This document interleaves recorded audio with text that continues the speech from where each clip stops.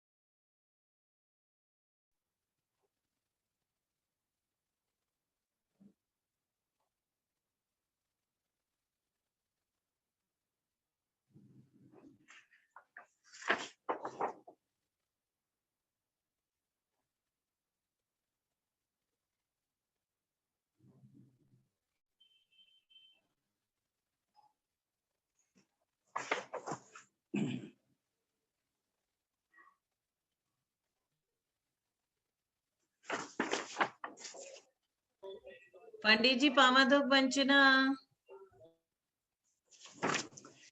सादर जय जिनेन्द्र, सादर जय जिनेन्द्र, सादर जय जिनेन्द्र। शुभ आशीर्वाद, शुभ आशीर्वाद, शुभ आशीर्वाद।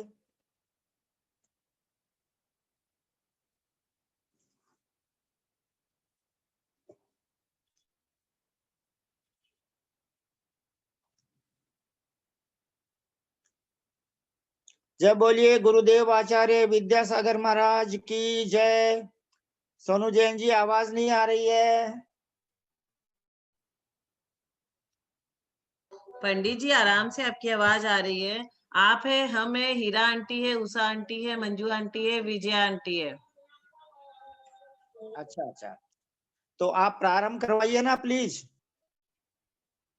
पंडित जी प्लीज आप प्रारंभ कराइए। हम जिनवानी चैनल में प्रमाण सागर महाराज जी का हो उसमें बैठ गए। विधान हो अच्छा, रहा है सिद्ध चक्र। तो सबसे पहले मैं आदरणीय भाई साहब श्रीमान महावीर प्रसाद जी लुवाडिया साहब से विनम्र प्रार्थना करता हूं। अच्छा,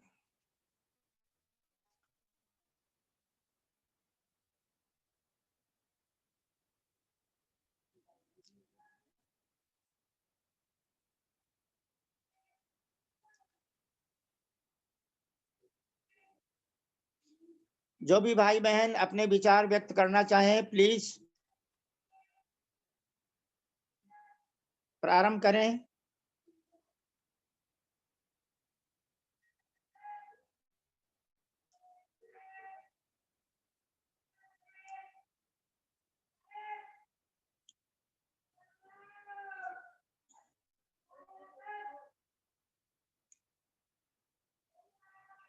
मंजू जैन जी जयपुर।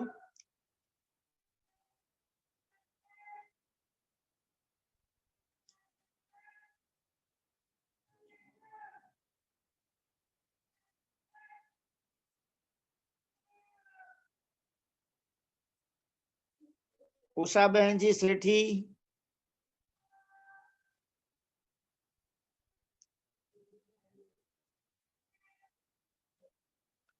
हीरा जी हीराजी जैन, आदरणीय विजयाजी ठोलिया नागपुर, विजया बहन जी ठोलिया नागपुर महाराष्ट्र।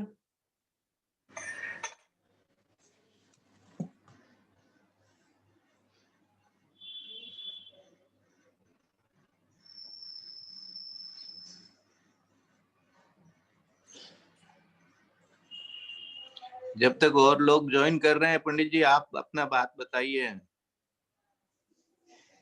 आचार्य श्री के साथ आपका जितना जो भी रहा है, आपका सानिध्य, आपका साथ, वो बहुत ही प्रेरणादायक है सबके लिए। वही बताइए हम लोगों को। आदरणीय ब्रह्मचारी जी भैया जी की आज्ञा से पहले तो भैया जी को बहुत बहुत विनम्र वंदना, पावाडोक, सादर चरण स्पर्श और सादर प्रणाम। और आपकी आज्ञा से मैं आपको वह 5 मिनट में सारा दृश्य दिखा रहा हूं। कार्तिक शुक्ला चतुर्दशी पूर्णिमा के पहले 1972 यानी 19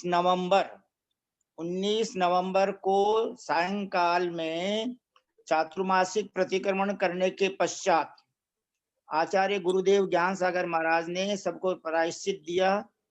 सब त्यागी व्रतियों ने वहां प्रायश्चित लिया। उस समय मुनि श्री विद्यासागर महाराज थे और मैं भी था, और एक क्षुल्लक जी पदम सागर जी महाराज थे, क्षुल्लक सुख सागर महाराज थे, क्षुल्लक विनय सागर जी महाराज थे जो बाद में मुनि विजय सागर जी महाराज बन गए, और भी ब्रह्मचारी जी थे। इस प्रकार त्यागी व्रती थे।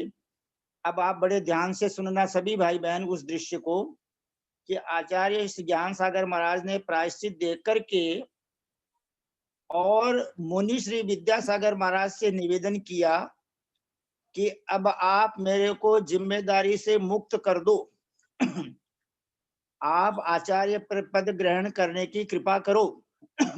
जब गुरु आचार्य ज्ञान सागर महाराज ने मुनि श्री विद्यासागर महाराज को 19 नवंबर 1972 कार्तिक शुक्ला चतुर्दशी के चातुर्मासिक प्रतिक्रमण के पश्चात जब ऐसा निवेदन किया, तो मुनि श्री विद्यासागर महाराज ने कहा कि गुरुदेव और कोई आज्ञा हो तो प्रदान करो, मेरे इन छोड़े मतलब जो है मेरे कंधों पर ये भार डालने की कृपा मत करो, और ये जो चुल्लक जी बैठे हुए हैं विनय सागर जी, इनको मुनि बना करके आप इनको आचार्य पद दे दो, या विवेक सागर महाराज जो कुचामन सिटी में चौमासा कर रहे हैं उनको बुला करके आप आचार्य पद उनको प्रदान कर दो, मुझे मुनि रूप में ही रहने दो तो बड़ी कृपा होगी।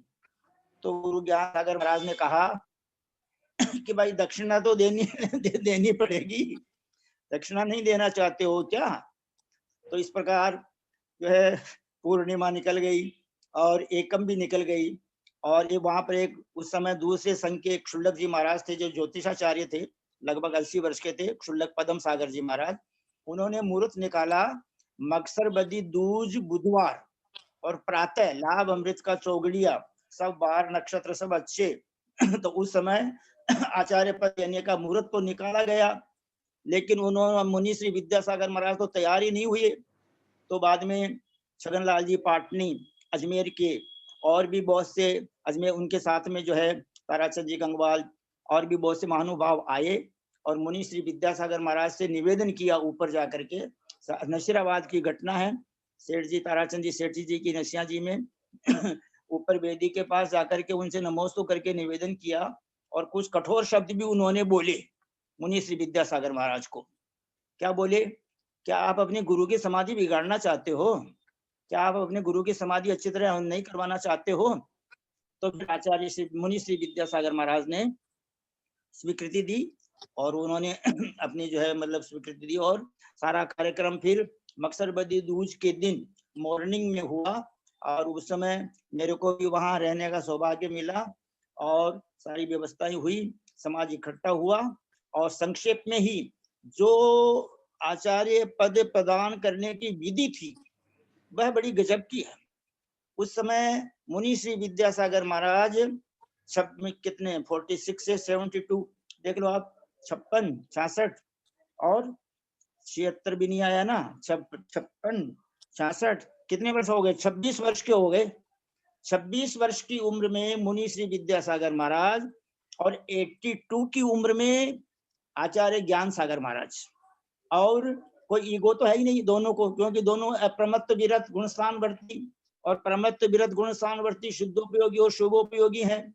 देह बुद्धि जिनको होती है उनको ईगो रहता है, वो तो आत्म बुद्धि थे और वो तो आत्मानुभवी थे। तो उन्होंने गुरु ज्ञान सागर महाराज ने सिद्ध भक्ति, श्रुत भक्ति, योगी भक्ति, आचार्य भक्ति पढ़कर और अपने आसन से नीचे उतरकर धरती पर बैठकर, देखो सर्दी का महीना, क्योंकि वो नशीराबाद में ठंड पड़ने लग जाती है मकसर के महीने में, और उन्होंने उनको 3 बार नमोस्तु निवेदन करके और उनके आचार्य पद के संस्कार करके और उनकी जय बोली कि, और सबसे बुलवाई 3 बार आचार्य विद्यासागर महाराज की जय बोलो जय बोलो जय बोलो, इस प्रकार 3 प्रकार की जय बुलवाई, 3 बार जय बुलवाई। और इस प्रकार वो वातावरण जो था वो अभी मैं शब्दों में कह नहीं पाऊंगा। तो बहुत सुंदर कार्यक्रम रहा।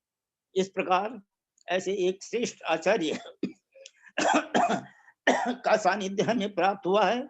अब आगे आदरणीय ब्रह्मचारी भैया जी केसी जैन साहब, आपसे एक विनम्र प्रार्थना है कि आप आगे के समय में संचालन करने की कृपा करें और आप भी जो है हमको उन आचार्य श्री के बारे में बताने की कृपा करें। मैं इस समय विशेष बोल नहीं पा रहा हूँ।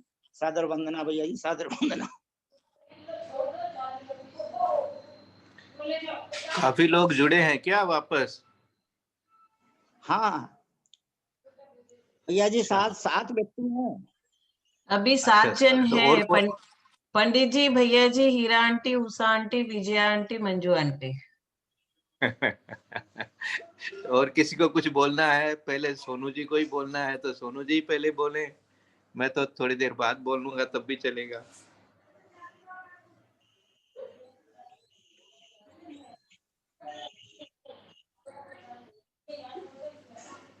भैया जी आप बोलिए। हाँ। ओम नमः सिद्धेभ्य, ओम नमः सिद्धेभ्य, ओम नमः सिद्धेभ्य। विद्यासागर विश्ववन्दे श्रमणं भक्त्या सदा संस्तुवे सर्वोच्चं यमिनं विनम्य परमं सर्वार्थसिद्धिप्रदं ज्ञान ध्यान तपो विरक्त मुनिपं विश्वस्य विश्वाश्रयं साकारं श्रमणं विशाल हृदयं सत्यं शिवं सुन्दरं विद्या गुरु वन्दनं कुर्वन्तु नो मंगलम। एक ऐसे आचार्य और ऐसे समय में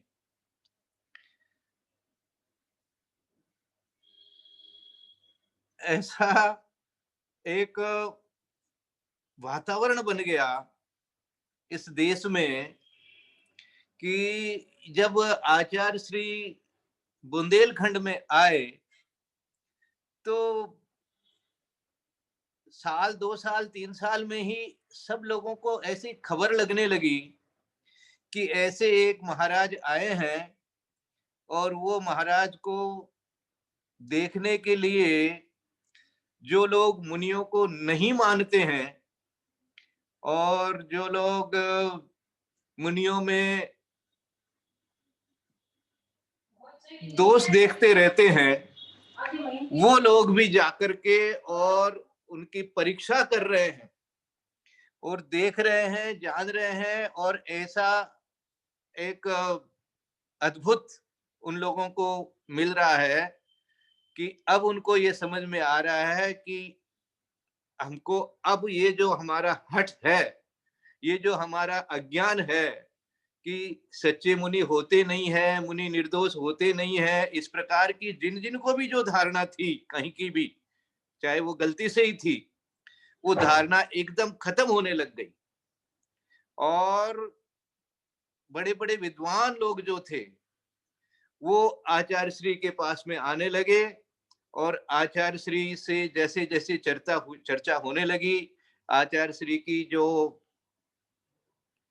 क्रियाएं देखी, जो उनका दिनचर्या देखी उनकी, सब लोगों ने, तो लगा कि भाई यहाँ तो कोई बहुत ही अद्भुत चीज है। दूसरी विशेषता क्या हुई कि आचार्य श्री जो कुंडलपुर में जब विराजमान हुए, तो बड़े बाबा के प्रति उनका ऐसा, एक तरह से कहना चाहिए, भक्ति अंदर में पैदा हो गई कि वो भक्ति कैसी थी वो शब्दों में नहीं कही जा सकती, लेकिन आज उस भक्ति का ही परिणाम है कि इतना विशाल वहां मंदिर बन गया। मानी लोग जो, ये तो बहुत बाद की घटना है कि बड़े बाबा और छोटे बाबा नाम निकल गया, लेकिन तब से ही उनके अंदर में जो कुंडलपुर के बड़े बाबा का जो एक तरह से आकर्षण जो था, वो आकर्षण उनको ऐसा मोहित कर रहा था। और वहां पर जब वो ध्यान लगाते थे, जब कुंडलपुर जी में जब वो ध्यान लगाते थे, तो 2 घंटा, 3 घंटा, 4 घंटा आप चाहे से बैठ करके एकदम सामने बैठ जाइए, पूरा समय आपको लगेगा कि एकदम मूर्ति बने हुए हैं। ऐसा ध्यान आचार्य श्री वहां पर लगाते थे, ऐसा बना। और उसके बाद में, अब आचार्य तो जरूर थे, परंतु कोई उनके पास में कोई दूसरे मुनि नहीं थे, कोई शिष्य भी नहीं थे, लेकिन उनके परिवार के जो दोनों भाई अनंतनाथ और शांतिनाथ, वो जरूर घर छोड़ करके आ गए और निवेदन करने लगे कि हमको भी आप जैसा बना लीजिए। वो साथ में रहने लगे, तो उन दोनों को ही गुरुदेव ने क्षुल्लक दीक्षा दी, और दे करके उन लोगों को भी जो है अपने साथ में रख करके, और धर्म प्रभावना वहां पर से चालू हुई। इस प्रकार का आचार्य श्री का जो एक तरह से कहना चाहिए, जो आभा मंडल, जो उनकी प्रभावना जैसे जैसे होने लगी, तो सारे दुनिया में ऐसी खबर पहुंचने लगी कि भाई कोई अद्भुत विभूति है। माने कहीं भी जो भी कोई, किसी को भी जरा सा भी ऐसा होता था कि भाई पता नहीं मुनि महाराज कैसे होते हैं, क्या है क्या नहीं है, उनके सबके अंदर में ऐसी लालसा पहुंच गई कि वहां जाकर के तो एक बार दर्शन करें। अनेकों लोग आकर के, और देख देख करके, जिनको मुनियों पर एकदम भी विश्वास नहीं था, ऐसे लोग भी आकर के वहां देख करके और चकित हो जाते थे कि यहाँ तो भैया एक अलग ही दुनिया है। एक के बाद एक, दूसरा, तीसरा, जो वहां बुंदेलखंड के बालक, कोई 20 बरस के, कोई 25 बरस के, कोई 18 बरस के, कोई 17 बरस के, माने इस तरह के लोग आने लगे और ऐसे प्रभावित होने लगे कि उनके साथ बैठ करके शास्त्र अध्ययन करने लगे, घर बार छोड़ने लगे। ऐसे आचार्य श्री का इतना वात्सल्य और इतना वो उनके प्रति जो आशीर्वाद टपकता था, उसको देख करके, और ऐसे कई कई पढ़े लिखे लोग, जो अच्छे अच्छे एमटेक वगैरह, जैसे क्षमा सागर महाराज हुए, ऐसे जो अच्छे अच्छे पढ़े लिखे लोग जो है, वो आचार्य श्री को आकर के समर्पित किए और कहने लगे कि भाई हमको तो आप जैसा बना लो। आचार्य श्री बहुत परीक्षा प्रधानी है, वो एक एक को अच्छी तरह से समझते हैं, देखते हैं। उनका जो ध्यान लगाने का जो अभ्यास बना है, जो वो आत्मा में डूबते हैं, उससे उनको इस प्रकार का ज्ञान ऐसा अद्भुत हो जाता है कि वो सब कुछ समझ जाते हैं कि क्या क्या चीज है। और एक से एक हीरे उन्होंने बनाए। आज प्रमाण सागर महाराज हैं, आज सुधा सागर महाराज हैं, चिन्मय सागर महाराज हुए थे, कितने ही महाराज हुए हैं, क्षमा सागर महाराज हुए थे, समता सागर महाराज हुए। ये सब जितने भी एक से एक हीरे निकले हैं, तो उनको उन्होंने परखा। और साक्षात समय सागर महाराज और योग सागर महाराज, उनको तो एकदम जैसे वो भाई मानी गृहस्थ जीवन के भाई क्या, बस वहां मुनिपणे में भी एकदम भाई के जैसे, किस ऐसे के ऐसे साथ में रहेंगे और साधना करेंगे। इस प्रकार से वो ऐसी साधना करते थे। समय सागर महाराज तो प्राय मौन ही रहते थे, उनको तो बोलते हुए हम कभी देखते ही नहीं थे, इतना मौन रहते थे वो। इस प्रकार का एक ऐसा बना। और फिर हम लोगों का सौभाग्य हुआ यहाँ कलकत्ता में भी हमारे साथ में बहुत सारे साथी थे जो बिल्कुल भी मुनियों के पास नहीं जाना चाहते थे। कहते थे कि अभी कोई मुनि सच्चा होता ही नहीं है। ऐसे ऐसे लोग जो थे, तो उनको हमारे संपत लाल जी, कल्याणमल जी, इनकी प्रेरणा से हम लोग जो है हिम्मत सिंह जी, प्यारे लाल जी, रतन लाल जी, ये सब लोग हम लोग मिलकर के और कम से कम 40-45 जने जो है एक साथ गए और जाकर के 3 दिन 4 दिन तक सबने अच्छे से परीक्षा की कहना चाहिए। देखते रहे, लेकिन सबको ऐसा लग रहा था कि हम लोग तो बिल्कुल, हमारी कोई किसी की जो धारणाएं थी वो सारी धारणाएं उनकी मिट्टी हो गई। और आचार्य श्री के साथ में जब बैठ करके चर्चा करने लगे, विचार आने लगे, समझ में आने लगी, तो ऐसे नतमस्तक होते थे कि फिर हम लोगों को कुछ चाहिए ही नहीं। इस प्रकार का हम लोगों का प्रवेश हुआ। और उसके बाद में फिर प्रतिवर्ष हम लोग जो है बड़ा संघ लेकर के एक साथ स्त्री पुरुष सब परिवार के साथ में जाते थे, चौका लगाते थे और खूब भक्ति भाव से आचार्य श्री का हम लोग जो है वो लाभ लेते थे। उसके बाद में फिर 1983 में जब आचार्य श्री मधुबन आ गए, सम्मेद शिखर जी की वंदना करने लगे। प्रतिदिन वंदना करते थे। एकदम सुबह जाते थे और 12 बजे पहले पहले आ जाते थे। सुबह की सामायिक करके जाते थे, 12 बजे पहले पहले आ जाते थे और ठीक 12 बजे से सामायिक करना शुरू करते थे और सामायिक करके उसके बाद में आहार के लिए उठते थे।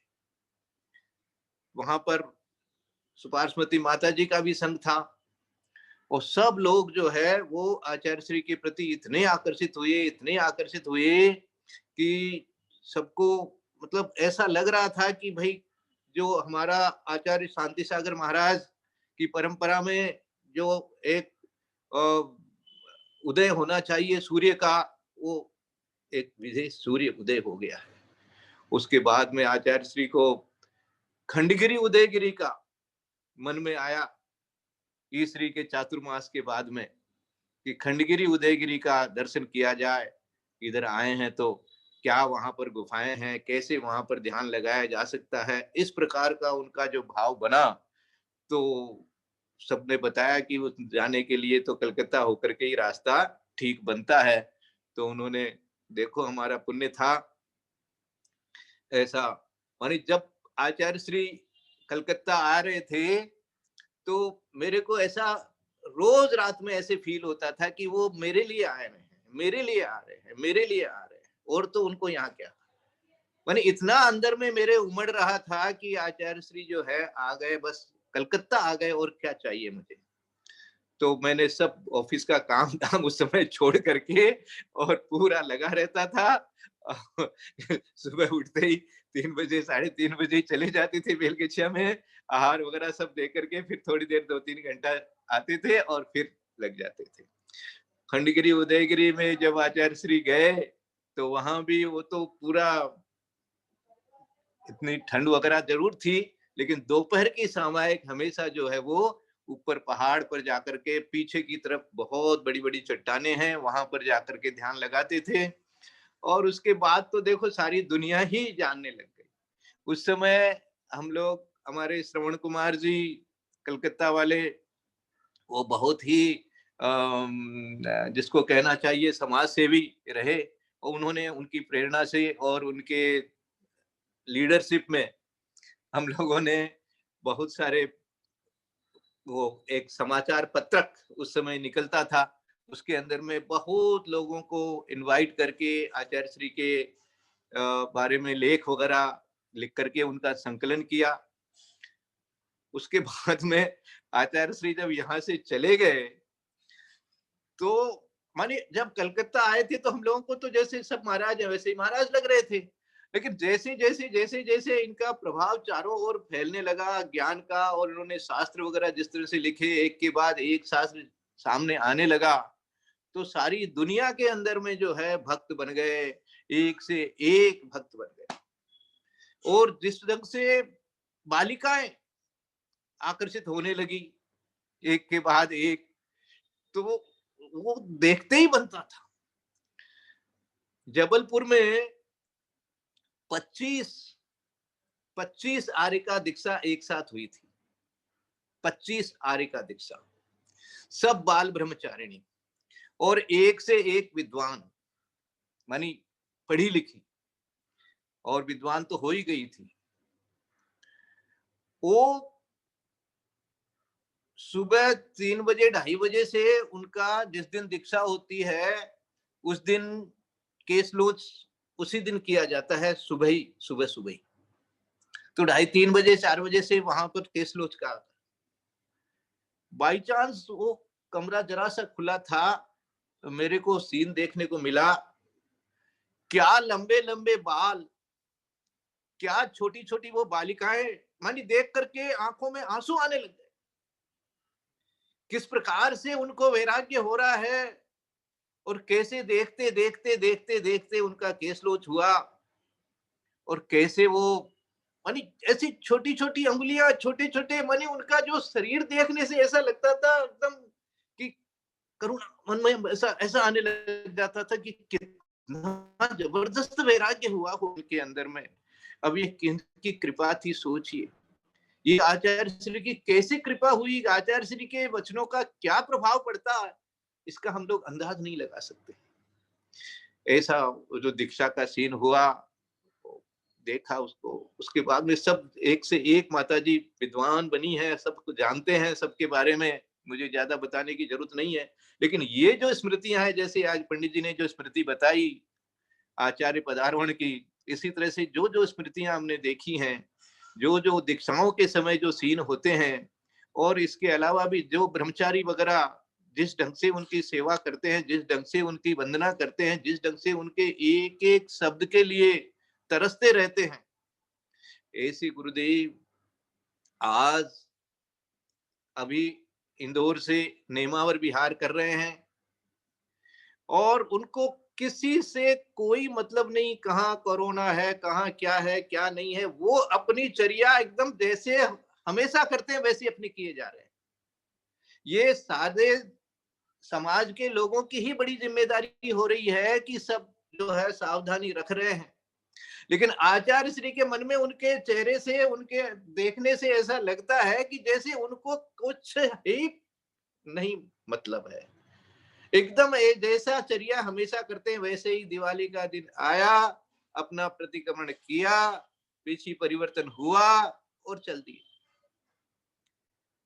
ऐसा अद्भुत जीवन जीने वाले और सब शास्त्रों के ज्ञाता और चारित्र में ऐसे निपुण, ऐसे गुरुदेव हमारे को अपने जैसा बना दे, बस यही भावना भाते हैं। और सदा उनका चिंतन करते हैं, उनका मनन करते हैं, उन्हीं के चरणों में अपना जीवन बीते, उनकी ही सेवा में उनके साथ रह करके ऐसा हो जाए। मुझे तो सबसे बड़ा अब एक आनंद का विषय मेरे लिए बना हुआ है कि थोड़ी सी प्रेरणा से जो रोहित भैया, उस दिन रात का सीन मुझे अभी तरह याद रहता है कि रात में बैठ करके 3 घंटा 4 घंटा हमने उनके साथ में जो चर्चा की थी हमारे घर पर कि भैया यदि इस मार्ग में जाना है तो ये शादी ब्याह का बंधन मत करना। इतना वो जो प्रेरणा उस समय बनी और जो भी कुछ प्रेरणा उनको मिली, वो आज संधान सागर महाराज जो है आचार्य श्री के साथ में लगभग 24 घंटा ही रहते हैं, और मुझे बहुत ही आनंद मिलता है। यहाँ पर कलकत्ता में भी वो हमारे सब परिवार, काला परिवार, जो हमारे विनोद जी, किरण जी, सब काला परिवार के साथ में और सारे लोगों के साथ में ऐसा हिलमिल गए थे वो कि आज उनकी जो तपस्या और उनका जो समर्पण आचार्य श्री के पास में जब देखते हैं तो मन बहुत आनंदित होता है। ऐसे ऐसे हम लोगों को संयोग मिले हुए हैं, ऐसे संयोग का हम लोग जितना लाभ उठा सकें उतना लाभ अपने को लेना चाहिए। अपने परिणामों की विशुद्धि बढ़ती रहे और त्याग व्रत जो है वो हमारा दृढ़ हो जाए, महाव्रत जल्दी से जल्दी हमको मिल जाए। इसी भावना के साथ में मैं आज के दिन गुरुवर के चरणों में अपना मस्तक रख करके और परोक्ष रूप से नमोस्तु नमोस्तु नमोस्तु गुरुदेव, नमोस्तु नमोस्तु।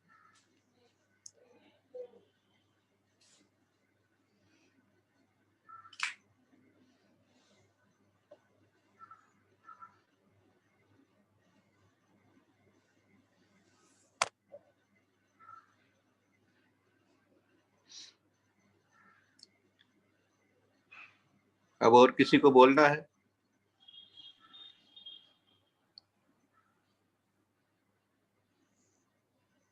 सोनू जी।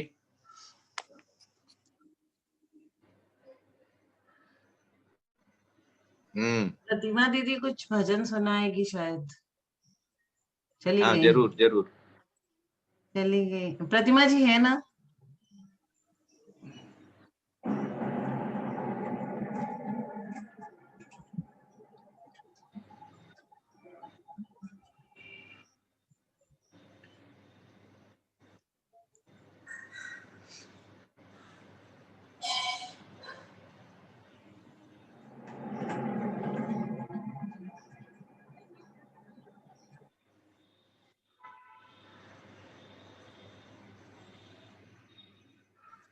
प्रतिमा जी शायद नहीं है।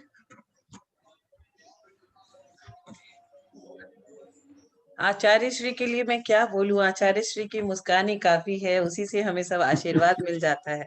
एक बार वो हमारी तरफ देख लेते हैं, हमें इतना सेटिस्फेक्शन मिल जाता है कि हमें अपने वर्तमान के वर्धमान का आशीर्वाद मिल गया।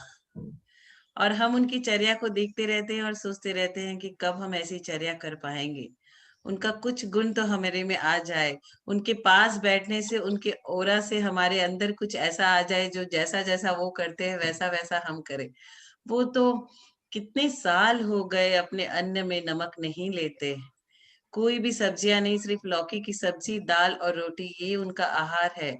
लेकिन जब हम खाना खाते हैं तो हमें लगता है आज नमक क्यों कम हो गया है, ये नमक का मुंह कब छूटेगा पता नहीं। लेकिन आचार्य श्री के यहाँ जितने भी मुनिराज है, मतलब मुनिराज बन गए तो नमक छोड़ना आवश्यक है, ऐसा लगता है। नमक बिना जब खाना खाओगे तो ऐसे लगेगा कि खाना सिर्फ शरीर की पूर्ति के लिए खा रहे हैं, स्वाद का वहां कोई भी किसी प्रकार का भी कुछ भी अनुभव नहीं होता। तो आज के आचार्य पदारोहण दिवस पे आचार्य श्री से आशीर्वाद मांगूंगी कि उनकी चर्या का कुछ कुछ गुण हम सभी भक्तों में आता रहे। बोलो आचार्य श्री गुरुवर 108 विद्यासागर महाराज जी की जय। आगामी 2 तारीख को जो उनका तिथि के अनुसार आचार्य पदारोहण दिन है, उस दिन पारस चैनल में बहुत अच्छी अपने सम्यक वर्धिनी की तरफ से, कलकत्ता वालों के सबकी तरफ से, हीरामणि जी के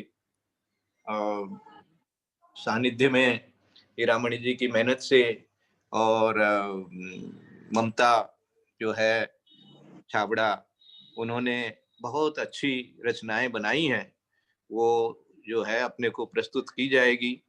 और जितने भी बहन भाई आचार्य श्री की जो पद्यानुवाद वाली रचनाएं हैं, उन सबको उन्होंने अपने मधुर सद में जिन्होंने भी गाया है, उन सब का भी सम्मान वगैरह किया जाएगा। इस प्रकार का उन्होंने ये कार्यक्रम बनाया है, तो अपने को उसको बहुत अच्छी तरह से देखना है और इंतजार कर रहे हैं कि हम लोगों को जल्दी से जल्दी ऐसा मिले देखने के लिए, आशीर्वाद मिले सबको आचार्य श्री का।